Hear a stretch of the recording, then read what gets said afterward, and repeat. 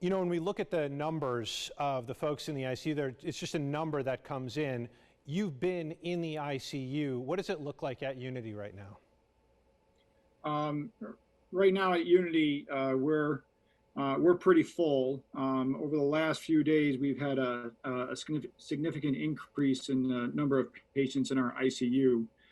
We've had to expand outside of our ICU to make more ICU beds, and those are getting filled up relatively quickly. And when we hear someone has gone into the ICU, what does that usually look like when it comes to COVID patients?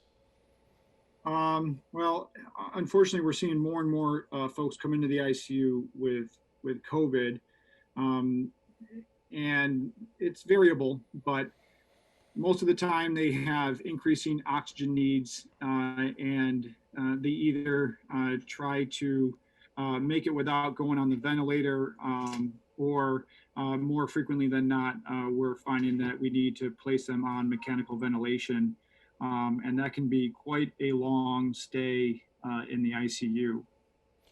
When it comes to resources, both equipment and people, what has that looked like over the last couple of months? That's been a strain on every aspect of the hospital. It's been a strain on every aspect and part of the ICU, all from the providers to the nurses to the patient care technicians to the folks, cleaning the rooms. Everybody is running. You start the day running, you end the day running, and everybody is doing more than they have bargained for in the ICU. I can't stress how much um, support everybody has needed in order to meet the needs of the stresses and the number of patients in our ICU.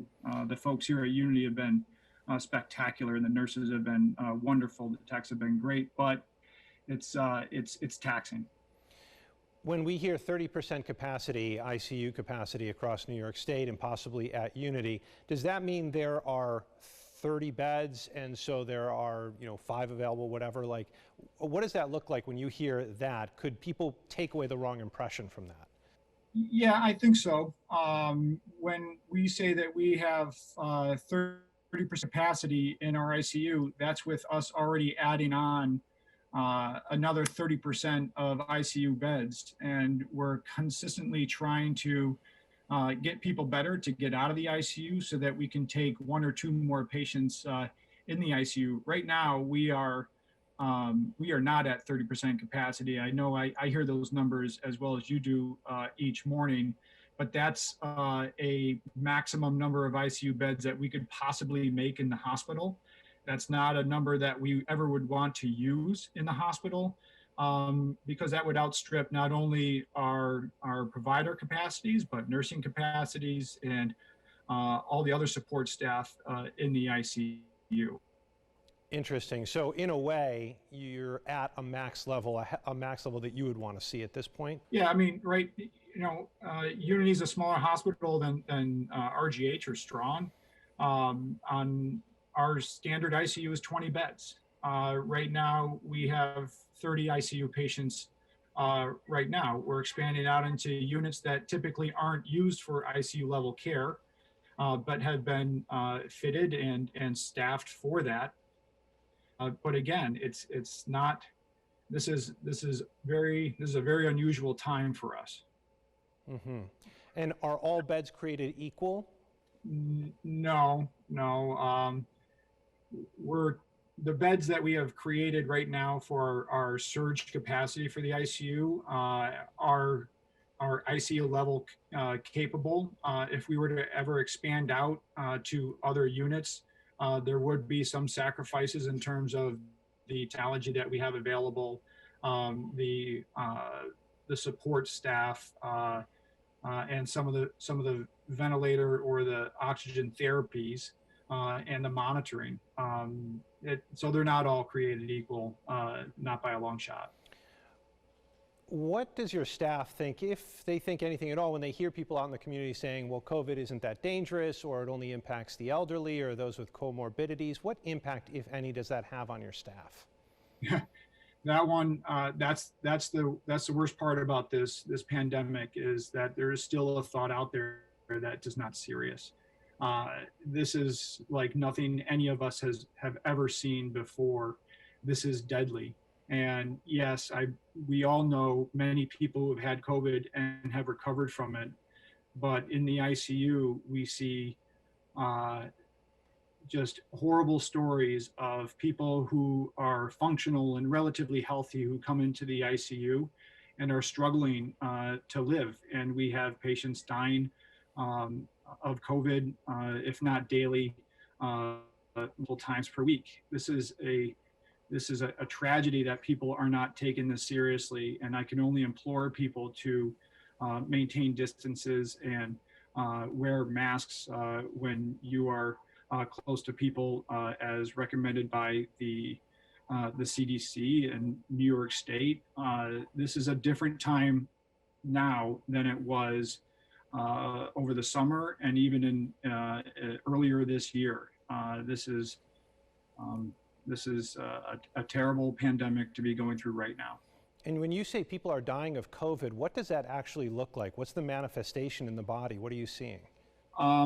Well, it's variable, but for the most part in the ICU, that means that they've been having respiratory failure problems maintaining their oxygen levels for some time. We have patients who have been able to manage with borderline oxygen levels, high levels of oxygen support, and frequently what happens is they tucker out and they end up being put on a ventilator. And for the most part, the time on the ventilator is quite a long time. We're talking weeks.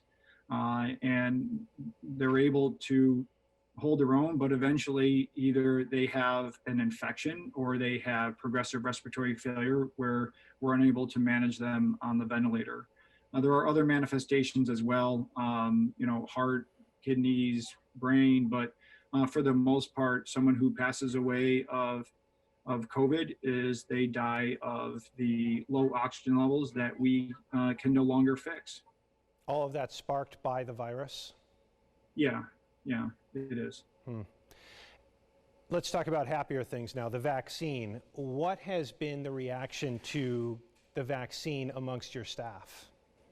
When it first was announced that we're going to get it, I can tell you that everybody was asking, when are they going to get it? And I'm very pleased that I have to say that all of our providers have received it, unless they've already had COVID to begin with. And we've received the second rounds starting today. A bunch of our providers got their second shot today. And I think there's a sense, at least some sense of perhaps some relief in the fact that we are getting the final doses of the vaccine. Very good. And any side effects that you've seen so far? No, actually, I haven't heard of many side effects. Round one was very well tolerated. Not a lot of folks had any symptoms. If they were pretty minor. And round two, like I said, is going in today. So we'll see over the next few days how that's gone. As someone who's in the trenches right now, what message do you have for the community? My message to the community is be ready for the long haul, but I do think that there is a light at the end of the tunnel.